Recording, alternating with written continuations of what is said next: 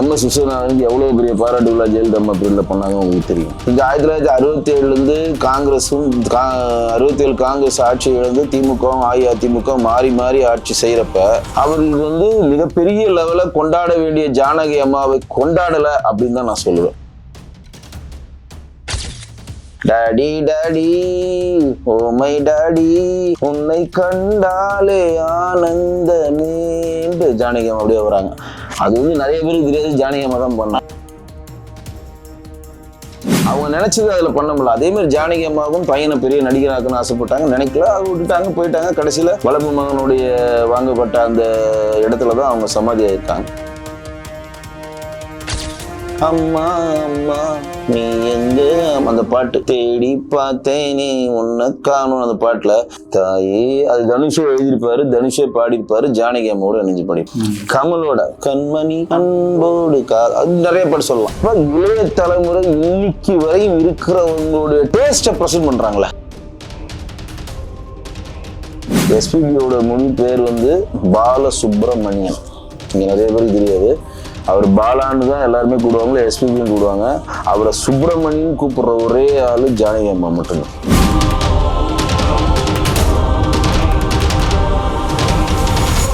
நேயர்களுக்கு வணக்கம். நம்மோடு திரைப்பட தயாரிப்பாளர் வெங்கடேசன் இருக்கிறார், பேசலாம் சார். வணக்கம். வணக்கம் சார்.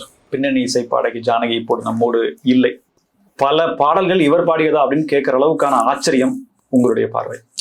ஜானகி அம்மாவை பற்றி நம்ம நிறைய விஷயங்கள் பேசணும் அப்படின்னாலும் நிறைய பேர் நிறைய விஷயங்கள் பொது வழியில பேசிட்டாங்க. அதுவும் அவங்க இறப்புக்கு பிறகு நிறைய பேர் அவருடைய வாழ்வியலை பற்றி வலைதளங்கள் மூலமாகவும் டிவி மூலமாகவும் செய்தித்தாள் மூலமாகவும் தெரிஞ்சுக்கிட்டாங்க. நம்ம நிறைய பேருக்கு தெரியாத சில செய்திகளை நம்ம இங்க பகிரணும் அப்படின்னு தான் நான் ஆசைப்படுறேன். ஏன்னா தெரிஞ்ச விஷயங்கள் அவங்க ஆந்திராவை சேர்ந்தவங்க, தமிழ்நாட்டில் வளர்ந்தாங்க. அட் த சேம் டைம் இன்றைக்கு கர்நாடகாவில் அடக்கமாயிருக்காங்க, மைசூர்ல. ஆனா தெரியாத ஒரு விஷயம்னா, தமிழ் பாடல்களை விட அதிகமாக அவர்கள் பாடிய பாடல் கன்னட பாடல்கள். நிறைய பேருக்கு தெரியாது. அவரை அடக்கம் செய்த அந்த இடத்துக்கு சொந்தக்காரர் நவீன் அவர் பேரு. அவர் ஜானகி அம்மாவுடைய வளர்ப்பு மகன். அவர் இதெல்லாம் நிறைய பேருக்கு இந்த செய்தி இங்க தெரியாது. எதுக்கு சம்மந்தமே இல்லாம அங்க போய் அடக்கம் பண்ணாங்க அப்படின்னு தான் சொல்லுவாங்க.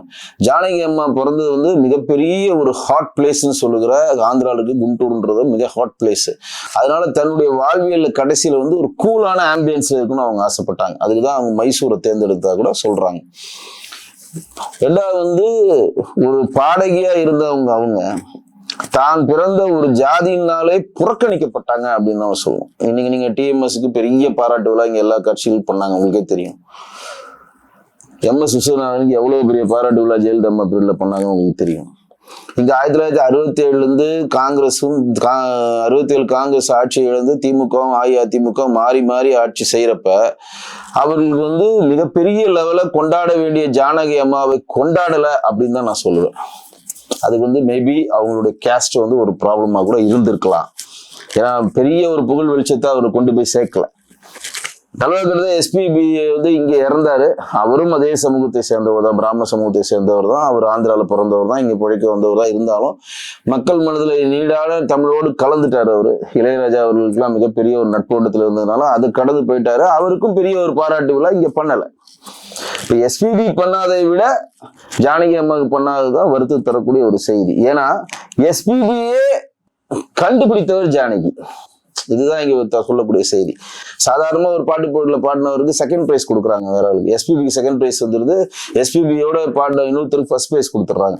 அப்ப ஜானகி அம்மா மேடையிலே சொல்றாங்க, இந்த பையனுக்கு தான் ஃபர்ஸ்ட் பிரைஸ் கொடுத்துருக்கணும். பட் மேஜரான ஜட்ஜஸ் அது கொடுத்தனா என்னால மறுக்க முடியலன்னு எஸ்பிபியை கூப்பிட்டு நல்ல எதிர்காலம் இருக்கு, நீ நல்லா பாட்டு கற்றுக்கோ, சினிமாவில் வந்தா நீ பிரபலமாகலாம் அப்படின்னு சொல்லி அந்த என்கரேஜ்மெண்ட் கொடுத்து எஸ்பிபிக்கு சினிமா உலகத்துக்கு போகணும், சினிமா உலகத்துல போனா தன்னால சாதிக்க முடியும் அப்படின்ற அந்த ஆர்வத்தை தூண்டியவர் ஜானகி அம்மா. வயது மூப்பு, அதாவது இன்னைக்கு 88 வயசுல அவங்க இறந்திருக்காங்க. தன்னுடைய கணவர் ராமு அவர் பேர். அவர் இறந்த பிறகு கடைசி வரையும் அவங்க பொட்டே வச்சுக்கல. அதற்கு முன்னாடி கணவர் இறப்புக்கு முன்னாடி அவங்க ஒரு பிராண்டு பொட்டு வைக்கிறதுல அவங்க பிராண்ட் நீங்க பார்த்திருப்பீங்க, பெரிய பொட்டு வைப்பாங்க. கணவர் இறந்து இது ஏற்கனவே KP சுந்தராம்பாள் பண்ணியிருக்காங்க, உங்களுக்கு கேள்விப்பட்டிருக்கீங்க. கிட்டப்பா அவர் இறந்த பிறகு அவங்க இளம் வயசுல இறந்துட்டார் கிட்டப்பா. கல்யாணம் பண்ணி கொஞ்ச நாள்லயே அவர் இறந்தவொன்னா குழந்தையும் இல்லாம கடைசி வரையும் அவங்க படத்தில் நடிக்க மாட்டேன்னு சொன்னாங்க, நான் வெள்ளைப்புடவை தான் கட்டினாங்க, நான் பொட்டும் வச்சுக்க மாட்டேன்னு சொன்னோன்னதான் கலைஞர் அவர் ப்ரெஷர் பண்ணி கொண்டு வந்து தான் பூம்புகார்ல நடிக்க வச்சார். பூம்புகார்ல உங்க வாழ்க்கை இன்னும் மூடும் வழங்குகின்ற பாடம் சொல்லணும். அதுக்கப்புறமும் அவங்க யாரையும் தொட்டு நடிக்க மாட்டாங்க, நான் வந்து கலர் சாரி போட்டு நடிக்க மாட்டேன்னு சொல்லி எல்லா படத்துலயும் அவ்வை பாட்டியா வந்தாங்க. கந்தன் கருள் அவங்க ட்ராக் அப்படியே அமைச்சுக்கிட்டாங்க.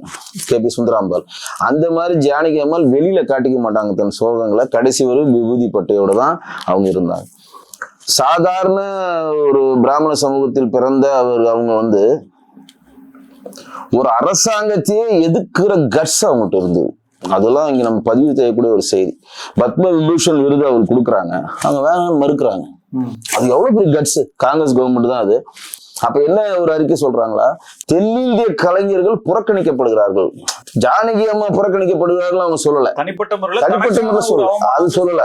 அவங்க சொல்ல தென்னிந்திய கலைஞர்கள் புறக்கணிக்கப்படுகிறார்கள். நான் 40 வருஷமா பாடுறேன், நீங்க இப்பதான் அவங்களுக்கு கண்ணு தெரியறேனா அப்படின்னு சொல்லி அந்த விருதை இதனால் வரையும் இந்தியன் ஹிஸ்டரியில, இந்திய வரலாற்றுல ஒரு விருது மத்திய அரசு கொடுக்கிற விருதை வாங்க மாட்டான்னு சொல்றதும் திருப்பி கொடுக்கறதும் அதை எதிர்த்து ஒரு குரல் கொடுத்தது முதல் ஆள் யாருன்னா ஜானகி அம்மா. எதுக்கு இங்க பதிவு செய்ய விரும்புறேன்னா, இந்த மாதிரி விஷயத்த இவங்க எல்லாம் பண்ணணும்னு யாராலும் எதிர்பார்க்க முடியாது. ஏன்னா அவ்வளவு ஒரு சாந்த சொரூபி அவங்க ஒரு சாந்த சொரூபி. ஸ்மைல் தான். 6 வயசு குழந்தையில இருந்து 60 வயசு ஆள் வரையும் பாடுவாங்க. மிமிக்ரி ஆர்டிஸ்ட், அவங்க நல்ல மிமிக்ரி பண்ணுவாங்க. ஆண் குரல்ல பாடக்கூடிய ஒரே ஃபீமேல் சிங்கர் அவங்க, ஆண் குரல்ல பாடுவாங்க. அட் த சேம் டைம் வந்து அப்பெல்லாம் வந்து சின்ன குழந்தைங்க பாட்டு வந்து எல்லாரும் இவங்க ராஜேஸ்வரி அம்மாவை கொண்டு வருவாங்க.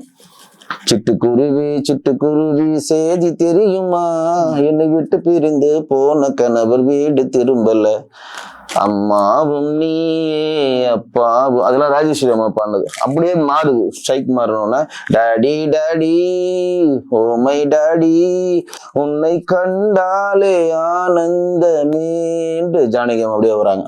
அது வந்து நிறைய பேருக்கு தெரியாது, ஜானகி அம்மா தான் பண்ணாங்க. அது அவ்வளவு பீச் குரலா இருக்கும். இது வந்து எதுக்குன்னா, ஒரு அரசாங்கத்தை எதிர்த்து தன்னால ஒரு கட்ஸோட சொல்ல முடியுன்ற துணிச்சல் பெரிய பெரிய ஜாம்பவானுக்கு இங்க இருந்ததில்லை. இதுவும் நம்ம பதியக்கூடிய ஒரு செய்தி. தன்னுடைய மகன் இறந்த பிறகு மகனை மிகப்பெரிய ஒரு நடிகராகணும்னு அவங்க ஆசைப்பட்டாங்க. இது நிறைய பேருக்கு தெரியாது. அவருடைய மகன் முரளி வந்து 3-4 படம் நடிச்சிருக்காரு. அதுக்கப்புறம் அவருக்கு இப்ப திறமை இன்னைக்கு வந்து பாரதிராஜா பையன் ஜொலிக்கல, பாலச்சந்திரோட வாரிசுகள் ஜொலிக்கல, பெரிய பெரிய ஜாம்பவான்ல வாரிசு எல்லாம் காணாம போயிட்டாங்க. அந்த மாதிரி சினிமாவுள்ள நுழையறதுக்கு வேணா ஒரு என்ட்ரி கார்டா அவங்களுடைய தாய் தந்தையருடைய புகழ் வெளிச்சம் இருக்கலாம். ஆமா, சஸ்டெயின் ஆகுது சொந்த திறமையும் கடவுளோட அனுகிரகம் தான். அது அவருக்கு இல்லை. அதனால 4 படம் நடிச்சுட்டு அவர் போயிட்டாரு. அவங்க போனோன்னா பாலமுரளி விஷாவோட இதுலதான் பேர் வச்சிருக்காங்களா என்னன்னு தெரியல எனக்கு. 2வது வந்து அந்த படம் நடிக்கலன்னு அவர் அப்படி போன உடனே அவரை வந்து தனிப்பட்ட வாழ்க்கையில அப்படியே போயிட்டாரு. அப்படி போறப்ப ஜானகி அம்மாவுக்கு வந்து தன்னுடைய மகனோட மிகப்பெரிய ஒரு பற்று. 2 பேரும் நான் அதை சொல்லுவேன். ஒண்ணு வந்து தன் மகனுக்காக தான் வாழ்வியலை அர்ப்பணிச்சவங்கன்னு சொல்லுவாங்களா, அதுல ஒண்ணு வந்து மனோரமா, ஆட்சியுடைய மகன் பூபதிக்காக தான். மனோரமா வந்து கல்யாணம் பண்ணி பூபதி பிறக்கிறப்பே அவர் விட்டுட்டு போயிட்டாரு. அவரு ஒரு நடிகர் தான், நிறைய படத்துல நீங்க பார்த்திருப்பீங்க. அப்ப ஆட்சியை வந்து பெரிய பெரிய ஜாம்பவன்லாம் கல்யாணம் பண்ணிக்க முன் வந்தாங்க.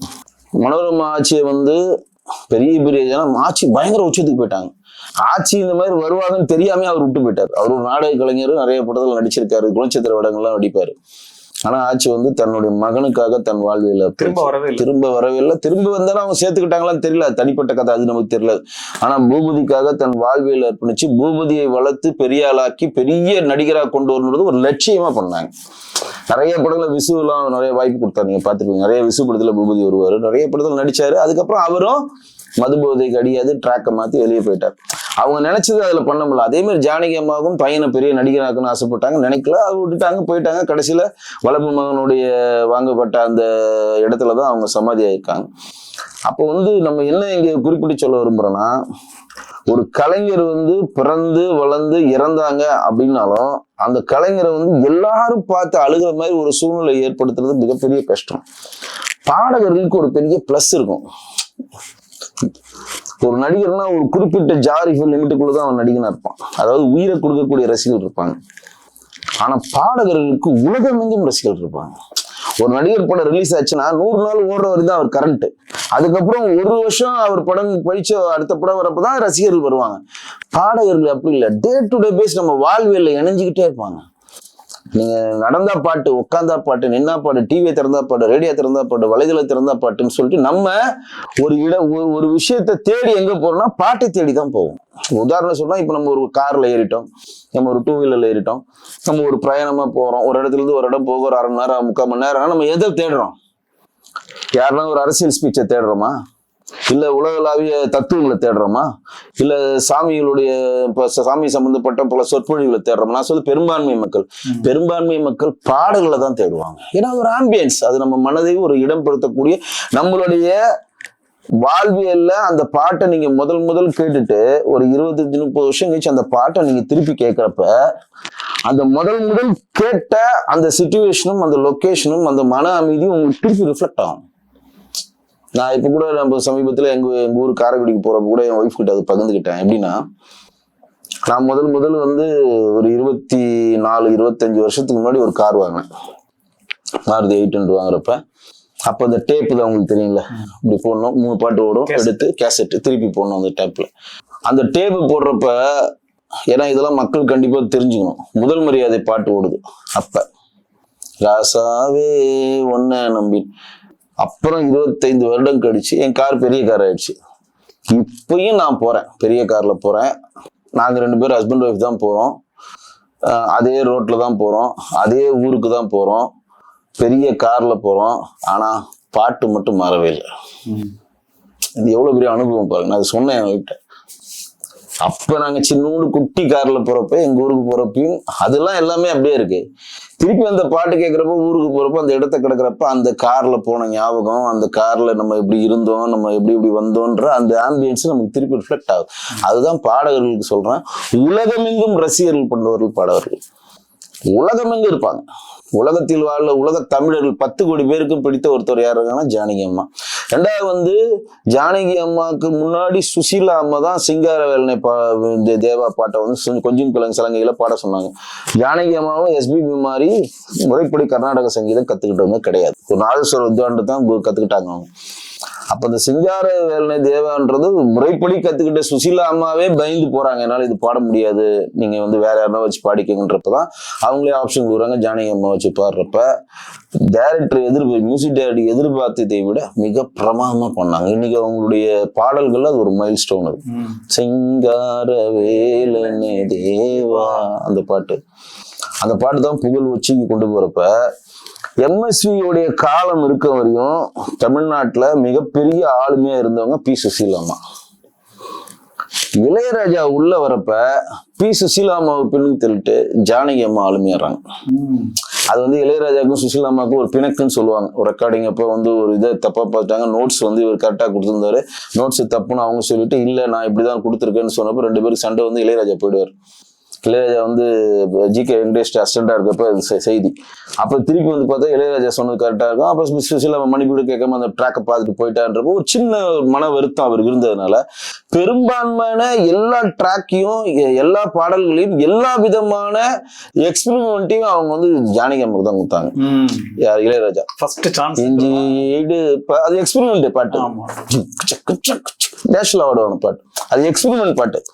எக்ஸ்பெரிமெண்ட் பாட்டு டக்குன்னு கொடுத்துட மாட்டாங்க. ஆனா அவர் ஜானகி அம்மாவுக்கு தான் கொடுத்தாரு. சுந்தரி கண்ணால் ஒரு சேதி, அது அந்த பாட்டுலாம் ரொம்ப கஷ்டமான பாட்டு, ரொம்ப மெலிசான குரல்ல இருக்கணும், அது அவங்க தான் பண்ணாங்க. சின்ன சின்ன வண்ண கூயில், இப்படி சொல்லிட்டே போலாம், அது தனி ட்ராக். இதெல்லாம் எக்ஸ்பெரிமெண்ட் பாட்டை வந்து அப்ப வந்து இது மாதிரி கஷ்டமான பாட்டை இவங்க தான் பாடுவாங்கன்றதுல உடைச்சு இவங்களே கொடுத்து பாட வச்சு அதை வெற்றியும் கண்டார் இளையராஜா. அப்ப இளையராஜாவோட இசையில் அதிகமா பாடியவர் ஜானகி அம்மா. இது ஒரு செய்தி. இளையராஜா வந்து தான் ஒரு ரசிகர், நான் ஒருத்தருக்கு ரசிகர் அப்படின்னு சொன்னா ஜானகி அம்மா தான் சொல்லுவார். பெரிய விஷயம் அது. அவ்வளவு ஒரு இது. 2வது வந்து அனிருத் வரையும் அவரை இம்ப்ரெஸ் பண்றதுங்கிறது கஷ்டம், கண்டிப்பா முடியாது. சொல்லியிருக்காரு, இவனை வந்து கன்வின்ஸே பண்ண முடியாதுப்பா அப்படின்னு. அதே மாதிரி இன்னொரு செய்தின்னா, இப்ப 2002-3 வருஷத்துக்கு முன்னாடி தான் பாட நிப்பாட்டினாங்க. கடைசியா அவங்க அப்படி தொட்டுட்டு அப்படி போன பாட்டு இன்னைக்கு வரையும் பேசப்படுது விஐபில. யாரு? ஒரு சின்ன பையன், அனிருத், அதை பத்தி 23 வயசு இருக்க சின்ன பையன் மியூசிக்ல அம்மா அம்மா நீ எங்க, அந்த பாட்டு தேடி பார்த்தேனே உன்னை காணும், அந்த பாட்டுல தாயே, அது தனுஷோ எழுதியிருப்பாரு, தனுஷே பாடியிருப்பாரு, ஜானகி அம்மாவோட இணைஞ்சு பாடியிருப்பாரு. கமலோட கண்மணி அன்போடு அது நிறைய பாட்டு சொல்லலாம். அப்ப இளைய தலைமுறை இன்னைக்கு வரையும் இருக்கிறவங்களுடைய டேஸ்ட பிரசன்ட் பண்றாங்களே. அது அதே மாதிரி ஏஆர் ரஹ்மான் வந்து எக்ஸ்பெரிமெண்ட்ல பல பாடகர்கள் அவர் இன்ட்ரோடியூஸ் பண்ணார். சாகுல் அஹமது என்னதில் பயங்கரமான பாடகர், இறந்துட்டார், சின்ன வயசுல இறந்துட்டார் அவர். நெஞ்சி நீலே நெஞ்சி, அதுவும் ஜானகி அம்மா தான். தி பெஸ்ட் அவங்க ஜானகி குத்துருவார் அவர். இதெல்லாம் வந்து பெரிய செய்தி. அப்ப எதுக்கு இந்த பதிவு செய்ய விரும்புறேன்னா, 6 வயசு குழந்தைகள் இருந்து 60 வயசு கிழமை இடைப்பட்ட காலத்துல இருக்கக்கூடிய எல்லா வயதினருக்கும் பாடக்கூடிய ஒருத்தர்கள், பிளஸ் குரலை மாற்றப்படக்கூடிய வல்லவங்க, பிளஸ் பாடகர்களே அதிக நாள் உயிரோடு வாழ்ந்தாங்க. அப்ப மேல்ல வந்து டிஎம்எஸ் 90 வயசு இருந்தார். இவ்வளவு சிறப்புகள் கொண்டாடினாலும் இவர்களுக்கான பெரிய மரியாதையை தமிழ்நாட்டில் இருக்கக்கூடிய ஆண்ட கட்சிகள் தரவில்லை அப்படின்னு தான் வருத்த தரக்கூடிய செய்தி. அட் த சேம் டைம் காங்கிரஸ்ன்ற ஒரு பெரிய கவர்மெண்டையே தூக்கி அடிச்சாங்க. போடா காங்கிரஸாவது நீ, அது போடா, நீ சொன்னது மரியாதை கூட பண்ணல, என்னுடைய சக தோழர்களுக்கு நீ வந்து மரியாதை செலுத்துற, எங்க இருக்கவங்க மரியாதை செலுத்துற, நீ வேணா விருது வாங்கினான்னு சொல்லிட்டு, அதையும் நான் சொல்றேன், அவங்க அந்த விருதை வாங்கினான்னு சொன்ன அந்த காலகட்டம் 1973 நினைக்கிறேன். அந்த காலகட்டத்திலாம் பயங்கரமான ஸ்ட்ராங்கான பொலிட்டிக்கல் பார்ட்டியா இருந்துச்சு காங்கிரஸ். 1980 தான் பாரதிய ஜனதா ஆரம்பிச்சு 2014 மேலதான் நம்ம ஃபெமிலியரா இங்க இருக்கிறோம். பாரதிய ஜனதா கட்சின்றது ஒரு ஸ்ட்ராங்கான பொசிஷன். அன்னைக்கு வந்து பெரும்பாலான மாநிலங்களுக்கு காங்கிரஸ் தான் ஆண்டுட்டு இருந்துச்சு. அந்த அளவு இருக்கிறப்பயே போடா நீ வச்சுக்கிட அவன் விருதா அப்படின்னாங்க. அந்த அளவு ஒரு பெருமைக்கு சொந்தக்காரர். அவங்க இழந்தது வந்து மிகப்பெரிய ஒரு இழப்பு. தமிழ் திரையுலகம் மட்டும் இல்ல, தமிழ்நாட்டில் இருக்கக்கூடிய மட்டும் இல்ல, சவுத்துல மட்டும் இல்ல, நார்த்ல மட்டும், உலகெங்கும் வாழுகிற இசைப்பிரியர்களுக்கெல்லாம் மிகப்பெரிய ஒரு வருத்தம். ஒரு லெஜெண்டரியா நான் முன்னாடி குறிப்பிட்டு சொல்ல முன்பு தன்னுடைய பாரம்பரியத்தை அவங்க மறக்கல.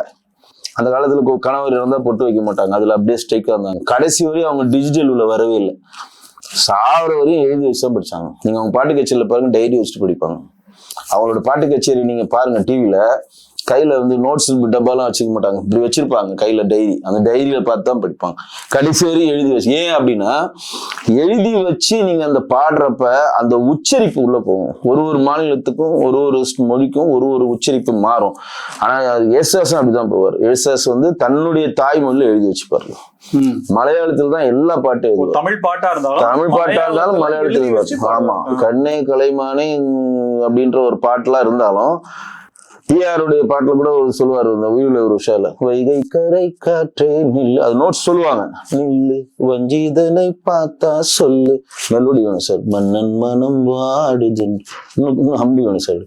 மங்கை உனை தேடுதென்று காற்றே பூங்காற்றே என் கண்மணி அவளை கண்டால் நீயும் காதோரம் போய் சொல்லு.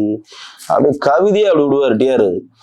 அது வந்து தாய்மொழியில் அது எழுதி வச்சிருக்கப்ப ப்ரொனன்சியேஷன் கரெக்டாக இருக்கும் அப்படின்ட்டுதான். அதே மாதிரி தான் ஜானகி அம்மா எழுதி வச்சு தான் பாடுவாங்க. டிஜிட்டல் உள்ள அவங்க வரவே இல்லை கடைசி வரையும். மனிதர்களை சந்திச்சு பேசுவாங்க. எல்லா இசை கலைஞர்களையும் ஊக்குவிப்பாங்க. அதே மாதிரி நிறைய பேருக்கு சரியாத ஒரு செய்தி, எஸ்பிபியோட முழு பேர் வந்து பாலசுப்ரமணியன். இங்க நிறைய பேருக்கு தெரியாது. அவர் பாலான்னு தான் எல்லாருமே கூடுவாங்களே, எஸ்பிபின்னு கூடுவாங்க. அவரை சுப்பிரமணியன் கூப்பிடுற ஒரே ஆளு ஜானகி அம்மா மட்டும்தான். எஸ்பிபின்னு கூட மாட்டாங்க, பாலான்னு கூட மாட்டாங்க, சுப்பிரமணி அப்படின்னுவாங்க. இதெல்லாம் வந்து நிறைய சொல்லக்கூடிய ஒரு செய்தி. தன்னுடைய சக கலைஞர்கள் எல்லாருமே போற்றி வளர்த்தாங்க. பிஸியா இருந்தாங்க, நல்ல ஆன்மாவா இருந்தாங்க. இதுவரையும் தமிழ் திரையுலகில கிசுகிசுகளை எதையுமே சந்திக்காத ஒரே ஆள் ஜானகி அம்மா. நான் சொல்றேன், அவங்க 88 வயசுனா அவங்க நம்மளாம் பிறக்கிறதுக்கு முன்னாடியே பாடுறாங்க. இதுவரை எந்த இடத்துல ஒரு கிசு கிடையாது. எங்க டிஸ்டன்ஸ் வேணுமோ எங்க டிஸ்டன்ஸ், எங்க வார்த்தை வேணுமோ வார்த்தை, எங்க அட் த சேம் டைம் அவங்க பயந்தாங்கொழியில பெரிய அரசாங்கத்தை எதுக்குறாங்க, நீனும் வேணும் அரசாங்கம் வேணும். நிறைய பேர் சொல்லுவாங்களா, அவங்க வந்து ரொம்ப பயந்துவாங்க அப்படின்னு. பாடகியா பாக்குறத விட ஒருத்தன் எப்படி வாழணும், கரெக்டா சொல்லிட்டீங்க. அவங்க வந்து ஒரு நமக்கெல்லாம் ஒரு முன் உதாரணமாக வாழ்வியல வாழ்ந்துட்டு போயிருக்காங்க. அவர்களுடைய நினைவுகளை போற்றுவோம். அவங்க ஆன்மா சாந்தி அடையணும். அவங்களுடைய நினைவுகள் என்னென்ன பாடகர்களுக்கு அவங்க செய்யணும்னு நினைச்சாங்களோ அது முடிந்தவர்கள் நம்ம கண்டிப்பா செய்யணும். மிக்க நன்றி சார். பல்வேறு தகவல்கள் ஜானகி அம்மா பத்தி இவ்வளவு தகவல் சொன்னதுக்கு நன்றி. நேர்களை மீண்டும் சந்திப்போம். இணைந்திருங்கள். நன்றி நேர்களே.